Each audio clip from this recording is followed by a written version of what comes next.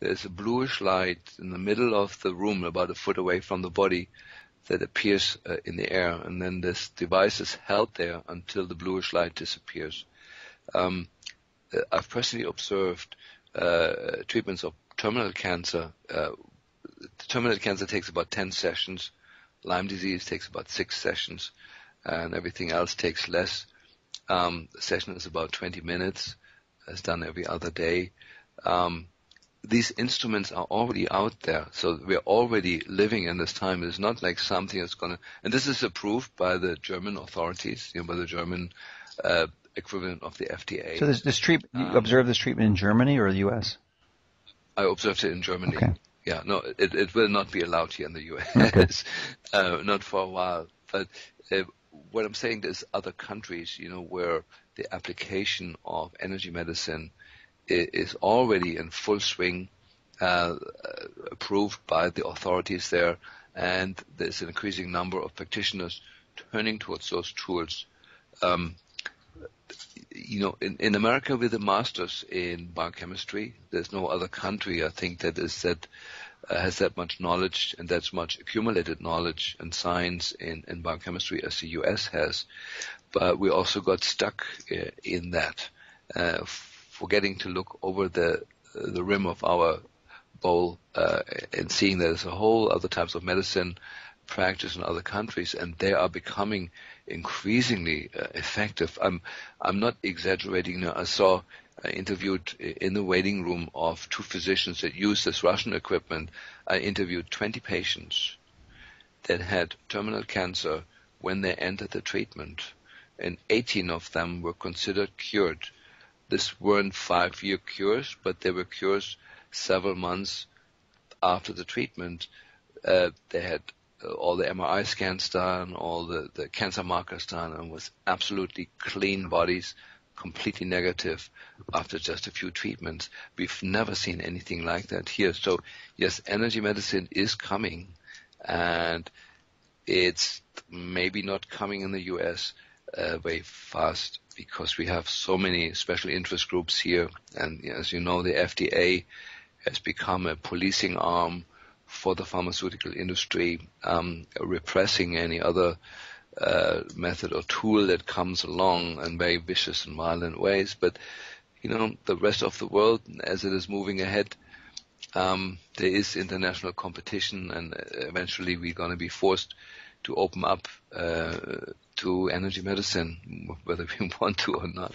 Well, I sure hope so. But it would seem to me that the expertise that the United States has achieved in biochemistry isn't necessarily a result of a prejudice or a bias, but collectively, we've got about a half a dozen multinational corporations of these drug companies that are earning corporate profits that are well in excess of $500 billion a year. There's $600 billion they're earning every year, and that provides a lot of influence, and politically and in the medical professions, and we're both familiar with that, and certainly many of the listeners are. So I guess part of the question relates to on a pragmatic level, this type of opposition from the self-interest of the drug companies. What type of restriction or barriers or opposition do you perceive would limit that, and do you see that happening in the next few years or 10 years, 20 years, even in our lifetime? Or do you think that their opposition can be effective to prevent that, or that these therapies and options that do exist today, as you referenced, are going to be so compelling that when they're adopted in other countries, the U.S. isn't going to have a choice?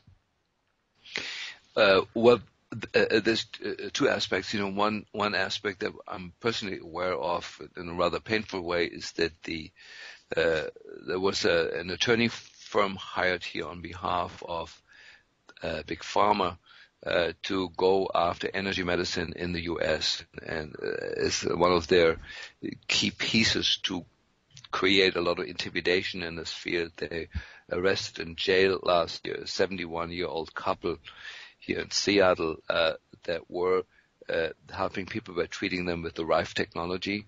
And so it sent a shockwave through the community And so those attempts are certainly there. But on the other hand, the same pharmaceutical industry is now patenting those frequencies that these people are using to heal people and finding out what works, what doesn't work, preparing themselves for the next phase in evolution of medicine, which will be largely frequency-based, that, we will have a frequency and instruments that will treat a throat strap infection with specific frequencies that kill the bugs, through frequencies. Just like we use UV light to disinfect a room. There's a certain frequency that kills certain bugs, staph, to sterilize a room. And we can use frequencies in other ways to eliminate bugs, toxins, and other things in the body, but also to turn on genes, turn off genes.